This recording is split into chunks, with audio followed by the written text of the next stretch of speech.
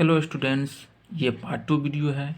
इस वीडियो में प्रमेय संख्या, अप्रमेय संख्या और वास्तविक संख्या के बारे में पढ़ेंगे। शुरू करते हैं प्रमेय संख्या से। प्रमेय संख्या वैसी संख्या जिसको p/q के रूप में लिखा जा सके, जहाँ p और q पूर्णांक हो तथा q does not equal to 0, तो उसे प्रमेय संख्या कहते हैं। यानी जिस भी संख्या को हम p/q के रूप में लिखेंगे वो कौन सी संख्या होगा? प्रमेय संख्या होगा। लेकिन कंडीशन ये है कि q वहाँ पे क्या होना चाहिए? 0 नहीं होना चाहिए। प्रमेय संख्या के समूह को हम q से सूचित करते हैं। क्या चीज़ सूचित करते हैं? q से सूचित करते हैं। जैसे एग्जाम्पल से जानते हैं, जैसे 1/2, 5/6, 7/8, 22/7, 4/3, -5/6, -3/2, ये सारी संख्या कौन सी संख्या है? प्रमेय संख्या है। यानी सब संख्या p/q के रूप में है। यहाँ हर जो है जो q के स्थान पर है, कोई भी 0 नहीं है। तो यानी ये सब संख्या क्या है? प्रमेय संख्या है। आगे देखते हैं, दो प्रमेय संख्या के बीच अनंत प्रमेय संख्या निकाली जा सकती है। यानी कोई भी अगर दो प्रमेय संख्या हम ले लेते, जैसे अगर 1/2 और 5/6 ले लेंगे, तो इसके बीच हम अनंत प्रमेय संख्या निकाल सकते हैं। जैसे अगर 7/8, 22/7 अगर ले लेंगे, तो इसके बीच में हम क्या कर सकते हैं? अनंत प्रमेय संख्या निकाल सकते हैं।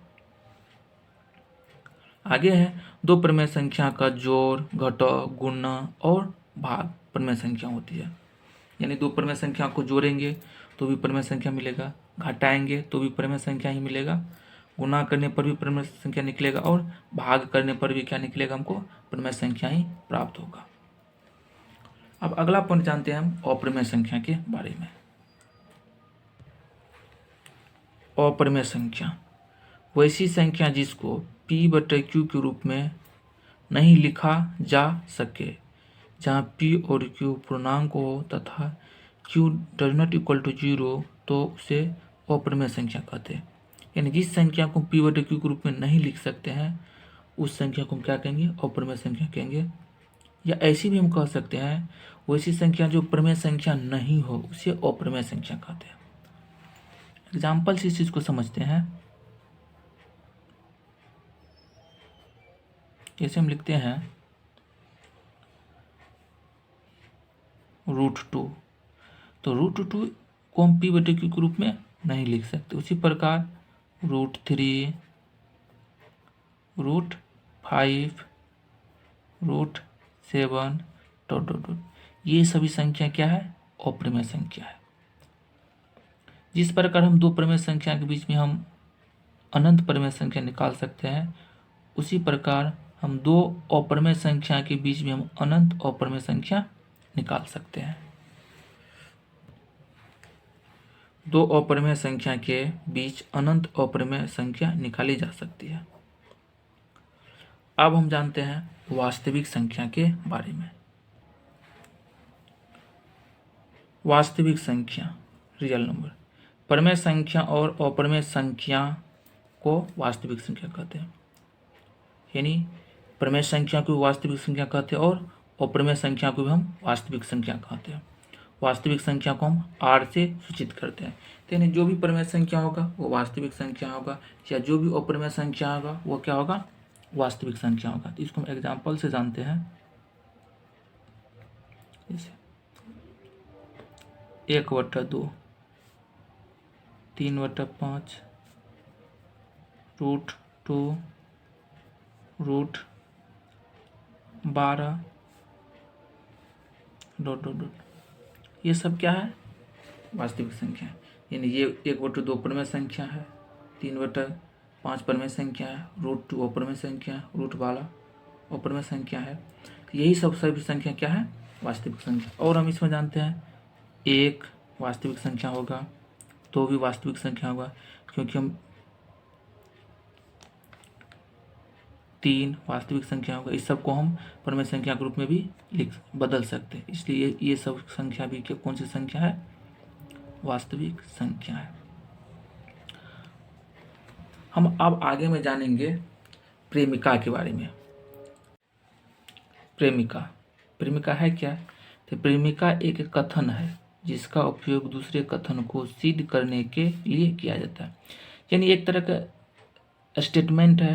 अगर दूसरे स्टेटमेंट को अगर हम सिद्ध करेंगे तो हम प्रेमिका का उपयोग करेंगे। अब हम जानते हैं यूक्लिड विभाजन प्रेमिका के बारे में। यूक्लिड विभाजन प्रेमिका, यूक्लिड डिवीजन लेमा, ये क्यों दिया गया? ये देने का कारण क्या है? तो ये इसलिए दिया गया था कि दो संख्या का एसएफ हम कैसे निकालेंगे। तो दो संख्या का महत्तम समावर्तक एसएफ निकालने के लिए यूक्लिड विभाजन प्रेमिका दिया गया था। यानी दो संख्या का अगर एसएफ निकालना है किसका प्रयोग करेंगे? यूक्लिड विभाजन प्रेमिका का। ये क्या कहता है? इसके अनुसार ये होता है, यदि दो धनात्मक पूर्णांक संख्या a और b दिया रहे तो दो अद्वितीय पूर्ण संख्या q और r प्राप्त होगा, जहां a बराबर बी क्यू प्लस r होगा और क्या होगा? r जो होगा वो 0 के बराबर होगा या उससे बड़ा होगा, लेकिन b से क्या होगा? छोटा होगा। यही चीज क्या है? यही है यूक्लिड विभाजन प्रेमिका। यहाँ पर हम देखते हैं a क्या है, b क्या है, c क्या है, सॉरी a क्या है, b क्या है, q क्या और r क्या है। तो लिखेंगे a बराबर भाज्य डिविडेंड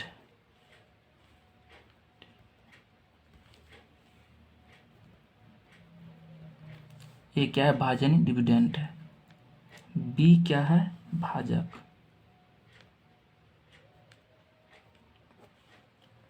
डिवाइजर।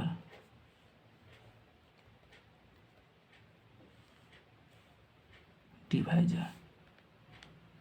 क्यू क्या है? भागफल।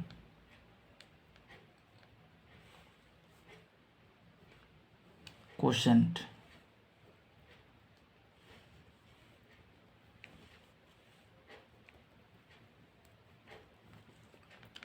आर क्या है? शेषफल।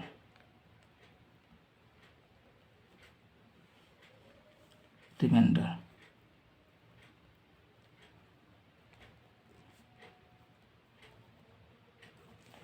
यानी ए मेरा भाज्य है, बी भाजक है, क्यू मेरा भागफल है और आर क्या है? मेरा शेषफल है।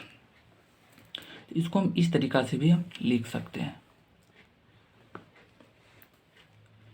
यानी हम ए में बी से भाग देंगे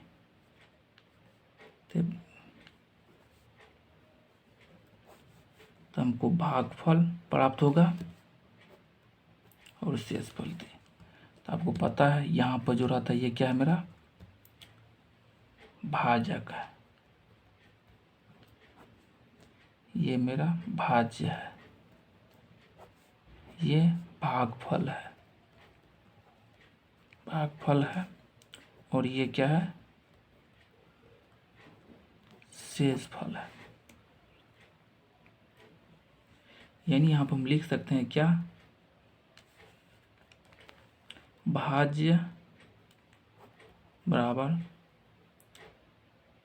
भाजक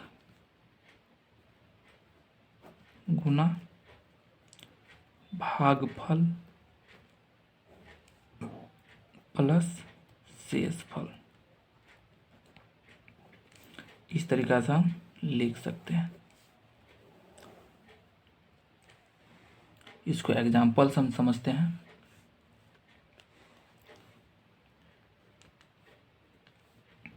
अगर 2 से हम भाग 9 में देते हैं, 4 बार में लगेगा, यहाँ पे क्या आएगा? 8। 1 यहाँ पे 2 मेरा क्या है? तो 2 यहाँ पे मेरा है भाजक, 9 क्या है? भाज्य, 4 क्या है? भागफल और 1 क्या है? मेरा शेषफल। ये क्या है? मेरा शेषफल है। यहाँ पर हम लिख सकते हैं 9 बराबर भाजक, तो भाजक मेरा कितना?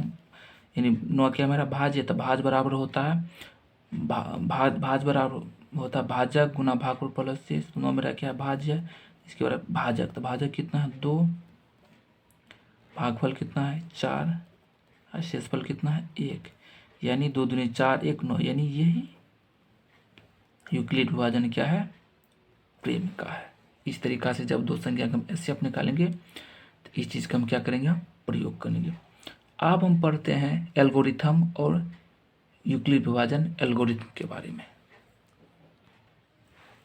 एल्गोरिथम, देखिए एल्गोरिथम क्या होता है। एल्गोरिथम सुपरिभाषित, यानी सुपरिभाषित का मतलब होता है प्रत्यक्ष और अस्पष्ट, यानी जो बिल्कुल प्रत्यक्ष हो और स्पष्ट हो। तो एल्गोरिथम सुपरिभाषित चरणों की श्रृंखला है जो एक विशेष प्रकार की समस्या को हल करने के लिए एक विधि यानी प्रक्रिया क्या करता है, प्रदान करता है। अब आगे में हम देखते हैं यूक्लिड विभाजन एल्गोरिथम।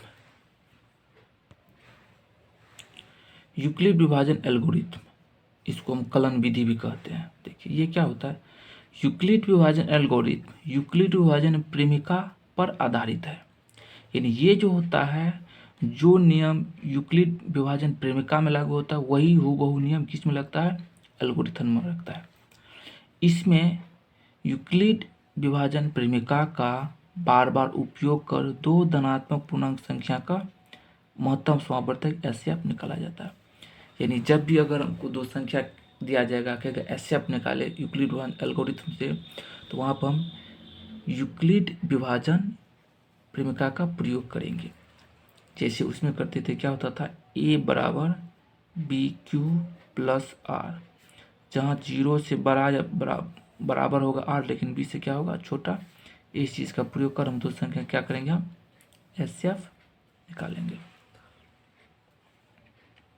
अब हम जानते हैं यूक्लिड विभाजन प्रेमिका यूक्लिड विभाजन एल्गोरिथम से दो धनात्मक पूर्णांक संख्या के एचसीएफ किस प्रकार से निकाला जाता है, उस चीज़ को अब हम समझते हैं स्टेप बाय स्टेप। यूक्लिड विभाजन एल्गोरिथम से दो धनात्मक पूर्णांक संख्याएं ए और बी, जहां ए बी से बड़ा होना चाहिए, ए और बी के एचसीएफ ज्ञात करने के लिए निम्न स्टेप है, यानी निम्न इसमें क्या है, चरण है। तो पहला स्टेप को हम पढ़ते हैं, दो संख्या ए और बी के लिए यूक्लिड विभाजन प्रेमिका का प्रयोग करें। कहने का मतलब ये हो गया, जब हमको दो संख्या दिया रहेगा, आकेगा यूक्लिड विभाजन एल्गोरिथम का प्रयोग कर एचसीएफ निकाले, तो उन दोनों संख्या के लिए हम किसका प्रयोग करेंगे, यूक्लिड विभाजन प्रेमिका का प्रयोग करेंगे। अब हम स्टेप 2 को देखते हैं। स्टेप 2, ए को बी से भाग दे जिससे हमें दो पूर्ण संख्या Q और R प्राप्त होगा, जो A बराबर बी क्यू प्लस आर को क्या करता है, संतुष्ट करता है। यानी हमको जो दो संख्या देगा उसमें बड़ी संख्या में छोटी संख्या से भाग देंगे और हमको भागफल और शेषफल प्राप्त होगा, जो इसको क्या करेगा, संतुष्ट करेगा। अब हम स्टेप 3 देखते हैं। स्टेप 3, मान लीजिए ए को बी से भाग दिए। अब भाग देने पे क्या होगा, आपका शेषफल 0 आ जाएगा। क्या प्राप्त हो जाएगा, यानी आर आपका क्या आ जाएगा, 0 जोड़ देते यदि आर क्या होगा, 0, तो भाजक बी, यानी भाजक बी ही ए और बी का एचसीएफ होगा।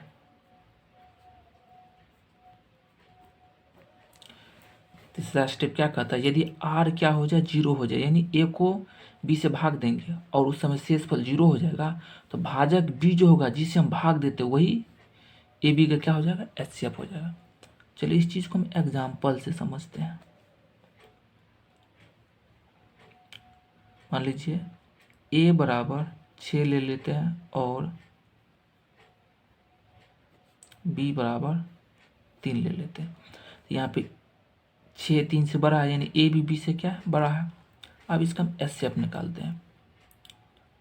3 से हम 6 में भाग देंगे, 3 दूनी 6, 0 आ गया। तो यहाँ पर देखते हैं आर मेरा क्या हो गया, 0 हो गया। आर मेरे यहाँ पे शेषफल क्या हो गया, 0 हो गया। जब शेषफल 0 हो गया तो क्या बोले, तो जब r 0 हो जाएगा तो b जो होगा दी गई संख्या क्या होगा, एचसीएफ होगा।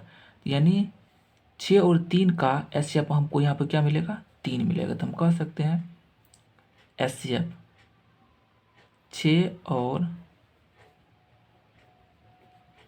3 का एचसीएफ क्या होगा, 3 होगा। ये बात को याद रखिए, जब शेषफल 0 होगा तो जिससे हम भाग लगाते वही उसका क्या होता है, एचसीएफ। स्टेप 4 देखते हैं। यदि r does not equal to 0 तो भाजक को शेषफल से भाग तब तक दे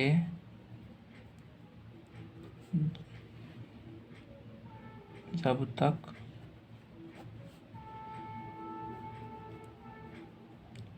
शेषफल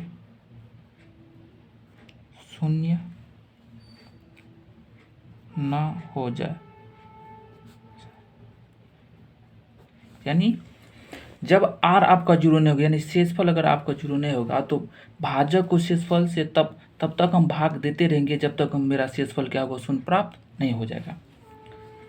जब शेषफल 0 प्राप्त हो जाएगा तब क्या करेंगे, जब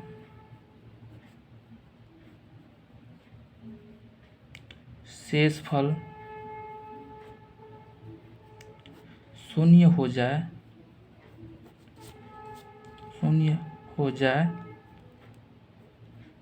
जाए तो भाजक ही दी गई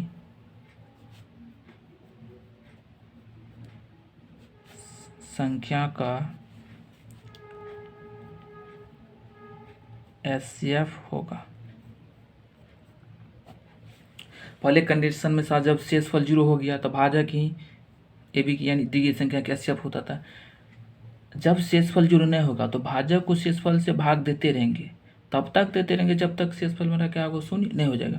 और जब शेषफल 0 हो जाएगा तो जो भाजक होगा वही दी गई संख्या क्या होगा, एचसीएफ होगा। चलिए इसको हम एक एग्जाम्पल से समझते हैं। एग्जाम्पल से इसको समझते हैं। हम मान लेते हैं, माना a बराबर 504, b बराबर 156। अब इसका हम क्या करेंगे, एचसीएफ ज्ञात करेंगे। किससे, तो यूक्लिड विभाजन एल्गोरिथम के माध्यम से। तो हम यहाँ पर लगाएंगे यूक्लिड विभाजन एल्गोरिथम। जब यूक्लिड विभाजन एल्गोरिथम लगाएंगे तो उसके लिए हम यूक्लिड विभाजन प्रमेय का प्रयोग करेंगे। यूक्लिड विभाजन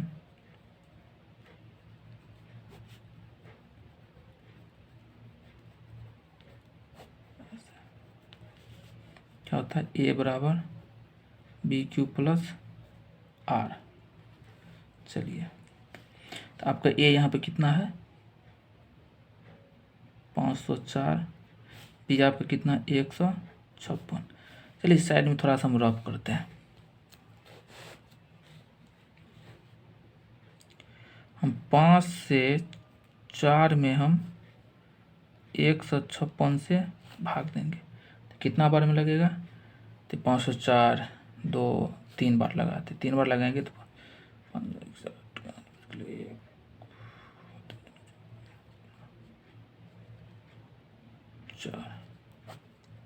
467, 3 बार में कितना आएगा, 467। अगर इसको घटाएंगे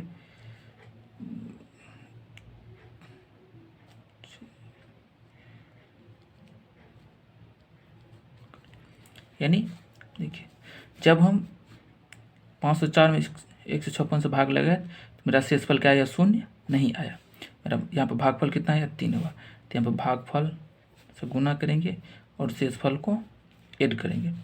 शेषफल जरूर नहीं आएगा तो ये प्रक्रिया बार बार देते रहेंगे, नहीं शेषफल से भाजक में हम भाग देते रहेंगे, तब तक देंगे जब तक ये शून्य प्राप्त नहीं हो जाएगा। तो फिर हम क्या करेंगे, 136 से भाजक में भाग देंगे।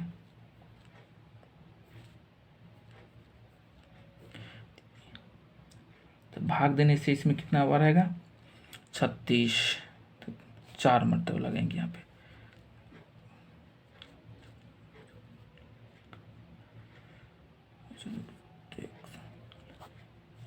कितना है, 12।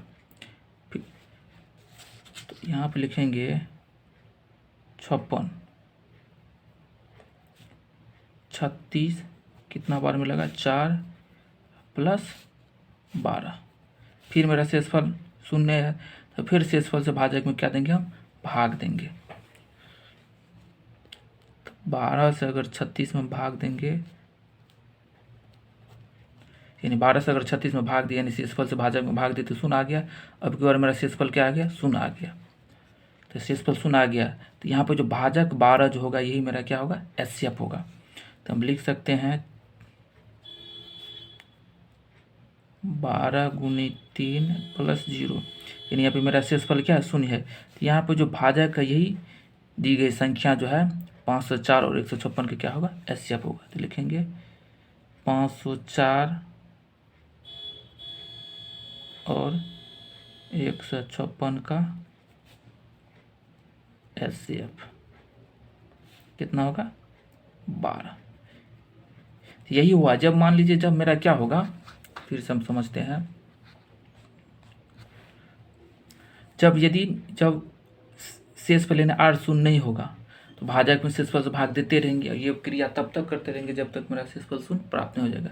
जब शेषफल शून्य प्राप्त हो जाएगा तब जो भाजक होगा वही दी गई संख्या क्या होगा, HCF होगा। चलिए ये चीज़ अब समाप्त होता है। अब हम शुरू करते हैं एक्सरसाइज, यानी कृष्णा बुक का 1.1। अब हम एक्सरसाइज 1.1 बुक से शुरू करते हैं। 1 नंबर में कहा गया है, यूक्लिड विभाजन एल्गोरिथम के प्रयोग से निम्नलिखित का HCF ज्ञात करें। यानी हमको इसमें ढेर सारा सवाल दिया गया 1 नंबर में, इसको हम क्या करना है, तो यूक्लिड विभाजन एल्गोरिथम के प्रयोग से सबका क्या निकालेंगे, हम HCF निकालेंगे। देखिए 1 का 1 नंबर दिया गया है, 156 और 5 से 4 का हमको क्या निकालना है, HCF निकालना है। यहाँ पे मान लेंगे जो बड़ा उसको ए, जो छोटा उसको बी। माना कि ए बराबर 504 एंड बी बराबर 156। यहाँ चलिए अब यहाँ पर हम लगाते हैं यूक्लिड विभाजन प्रेमिका।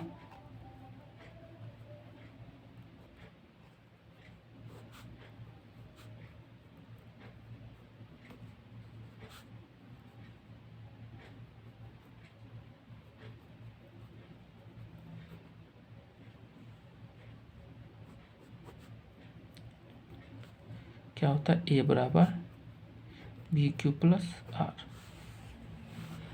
यही होता है मेरा। चलिए एक मान हमको यहाँ पे कितना दिया गया है, 504, तो 504, बी का मान कितना दिया गया है, 156।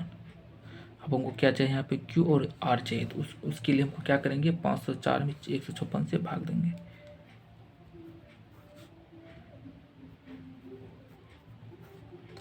यहाँ पर हम 3 मरतबा लगाते हैं।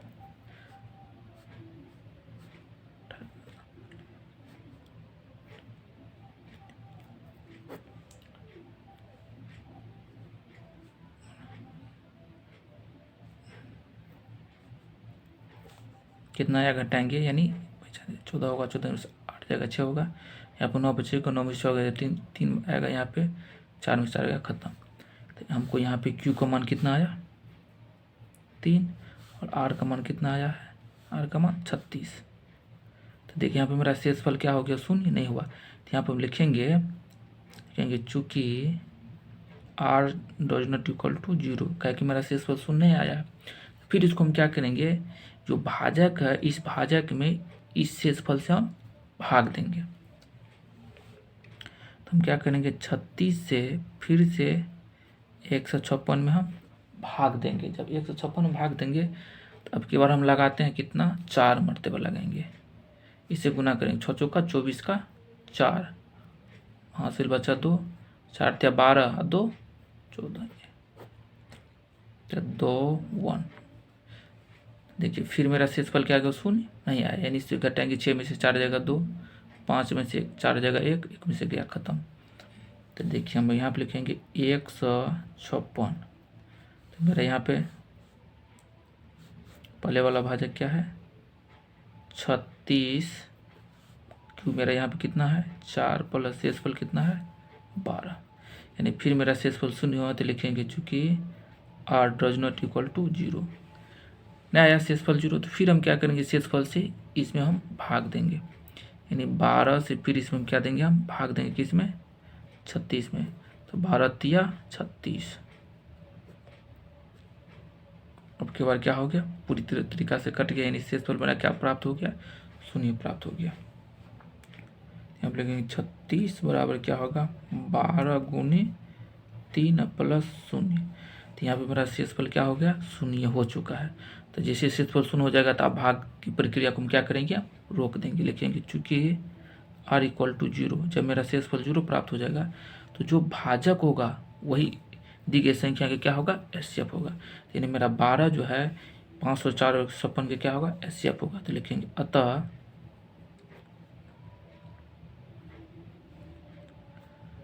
156 और 504 का एचसीएफ 12। इस तरीका से हम यूक्लिड विभाजन एल्गोरिथम के प्रयोग से हम दो संख्या के एचसीएफ निकाल सकते हैं। चलिए अगला सवाल देखते हैं। अगला सवाल क्या है, 135 और 225 का एचसीएफ निकाले। तो इसको हम निकालते हैं।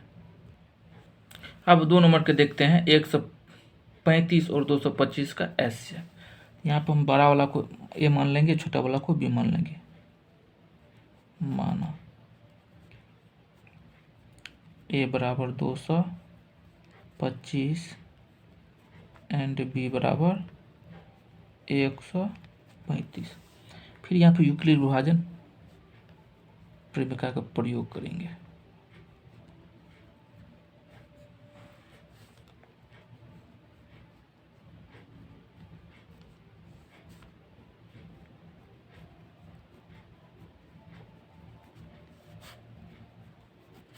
क्या होता है, ए बराबर BQ + R। फिर देखेंगे एक मान हमको कितना, 225, बी का मान कितना है 135। तो क्यू और आर ज्ञात करने के लिए हम वही प्रक्रिया फिर करेंगे, यानी 225 में 135 से भाग देंगे, यानी 135 से हम 225 में भाग देंगे। तो एक बार लगाएंगे इसमें 135 0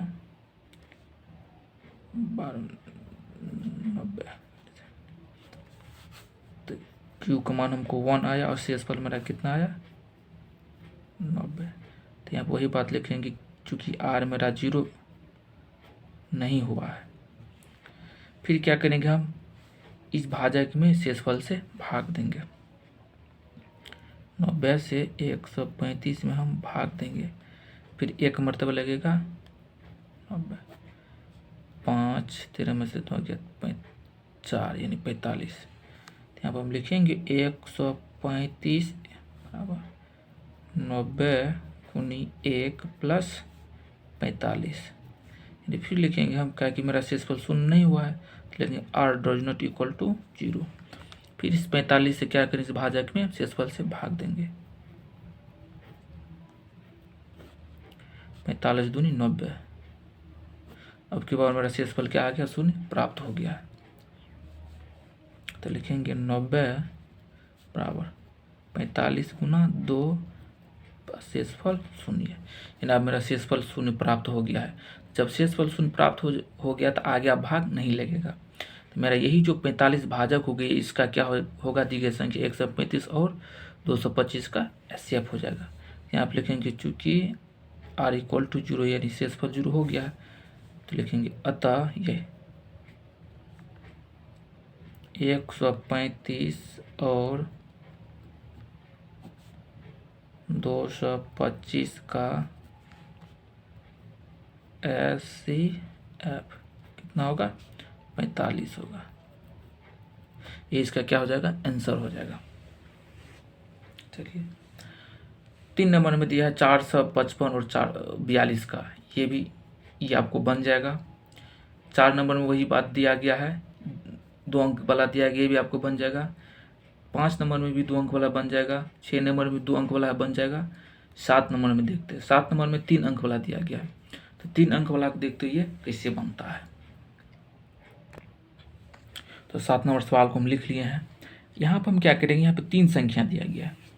जब 3 संख्या दिया रहेगा तो 2 संख्या का पहले हम एचसीएफ ज्ञात कर लेंगे। कोई भी 2 संख्या हम ले लेंगे, हम ये दोनों भी ले सकते हैं, ये दोनों भी ले सकते हैं, या ये भी ले सकते हैं, उससे कोई फ़र्क नहीं पड़ता। हम कोई 2 संख्या ले लेंगे, फिर उसका एचसीएफ निकाल लेंगे, फिर वो एचसीएफ और बचा हुआ संख्या का मिला करके एचसीएफ निकाल लेंगे, तब तीनों संख्या के एक साथ एचसीएफ निकल जाएगा। तो चलिए यहाँ पर हम पहले यही दोनों संख्या लेते हैं। तो यहाँ पर लिख लेंगे माना कि ए बराबर बड़ी संख्या कौन से 250, 250 बी बराबर 175। तो यहाँ पर हम यूक्लिड विभाजन प्रेमिका लगेंगे।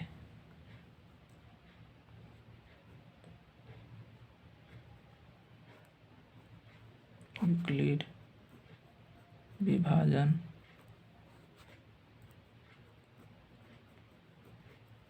प्रेमिका से क्या होता है, ए बराबर पी क्यू प्लस आर, यानी एक मान आपको कितना दिया गया 250, बी का मान आपको 175।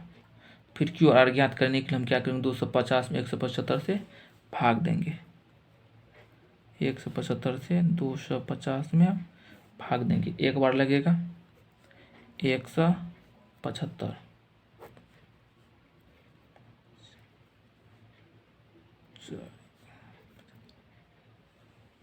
क्यू का मान हमको यहाँ पे कितना आया, 1 आया, और शेषफल हमको कितना आया, 75 आया। तो देखिए मेरा शेषफल यहाँ पे फिर शून्य नहीं होगा, तो लिखेंगे चूंकि r does not equal to 0। अब फिर क्या करेंगे, हम भाज्य 175 में शेषफल से हम क्या देंगे, हम भाग देंगे, 175 में हम भाग देंगे। तो 175 75 दूना 150 यानी 150, यानी 2 बार लग जाएगा, 150 5 2 यानी कितना आएगा कि 25। लिखेंगे 175 75 गुना 2 प्लस 25। फिर यहाँ पे मेरा शेषफल क्या आया, शून्य नहीं आया, तो लिखेंगे r डजंट इक्वल टू 0। फिर क्या करेंगे, जो बचा हुआ शेषफल भाजक में हम भाग देंगे। अब की बार 25 से 75 में क्या देंगे, हम भाग देंगे, तो 25 दिया 75 कट गया, यानी शेषफल मेरा क्या प्राप्त हो गया, शून्य प्राप्त हो गया। यहाँ पे लिखेंगे 75 25 गुना 3 प्लस 0, और या अब की बार शेषफल मेरा शून्य प्राप्त हो गया। जब शेषफल शून्य प्राप्त हो गया तो जो भाजक होता है वो क्या होगा, इसका एचसीएफ होगा, यानी 25 जो होगा मेरा 250 और 175 का क्या होगा, एचसीएफ होगा यहाँ पर। तो लिखेंगे 250 और 175 का एचसीएफ कितना आया, 25 आया। अब यह जो एचसीएफ और 425 ये दोनों को लेकर के फिर एचसीएफ निकालेंगे। तो यहाँ पे हम बड़ा वाला फिर मान लेंगे पुनः ए बराबर, तो 425 बड़ा है तो एक मान लेंगे 425, बी बराबर मान लेंगे 25। फिर यहाँ पे यूक्लिड विभाजन एल्गोरिथम लगाएंगे।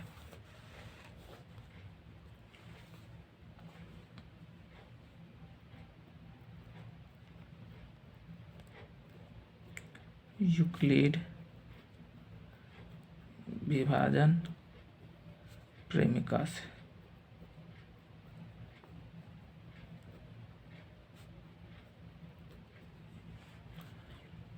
क्या होता है? ए बराबर बी क्यू प्लस आर। ए मेरा कितना है? 425। बी कितना है? 25। क्यू और आर कैसे निकालेंगे? तो 425 में 25 हम क्या दे देंगे? हम भाग दे देंगे। तो यही साइड में हम देते 25, 425। अगर 25 से हम 9 बार में लगाएंगे तो 425, यानी 9 बार में पूरा का पूरा भाग लग जाएगा। शेषफल मेरा क्या आया? 0 आया। तो क्यू का मान हमको यहाँ पे कितना है? 9। और शेषफल मेरा कितना आया है? 0। यानी मेरा शेषफल यहाँ पे क्या? 0 प्राप्त हो गया है। तो ये 25 जो है 425 और 25 का क्या? एचसीएफ है। इधर कितना, उधर क्या था? 250 और 75 का एचसीएफ क्या था? 25 था। तो पूरे ये तीनों संख्या जो है 250, 175 और 425 का एचसीएफ क्या होगा? मेरा 25 होगा। तो पहले यहाँ पे लिखेंगे 425 और 25 का एचसीएफ कितना आया? 25 हम लिखेंगे। आप सबको एक साथ मिलाकर लिख देंगे। अतः 250, 175 और 425 का एचसीएफ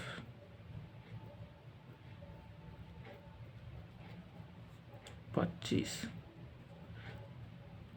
इस तरीका से तीन संख्या का अगर दे दिया जाएगा एचसीएफ निकालने के लिए, तो एचसीएफ हम निकाल सकते हैं। कितनों भी संख्या दे देगा, सबको दो दो संख्या को लेते जाएंगे। पहले 2 संख्या लेंगे, उसका जो एचसीएफ निकलेगा वो संख्या लेके फिर तीसरा संख्या ले लेंगे, उसका एचसीएफ निकाल लेंगे। फिर अगर चौथा संख्या भी दे दे तो एचसीएफ और चौथा संख्या भी निकाल कर एचसीएफ हम निकाल सकते हैं। तो इस तरीका से यूक्लिड विभाजन एल्गोरिथम का प्रयोग करके हम एचसीएफ निकालते हैं। अब जो सवाल बचा हुआ है ये 8 नंबर, इसमें भी 3 संख्या, इसमें से कोई 2 संख्या लेकर एचसीएफ निकाल लीजिएगा और वो एचसीएफ उस संख्या को लेकर फिर एचसीएफ निकाल लीजिएगा। इस तरीका से आप 1 नंबर पूरा सवाल क्या होता है आपका? कंप्लीट होता है। चलिए अगला सवाल जो 2 नंबर शुरू करेंगे हम अगले पार्ट में शुरू करेंगे।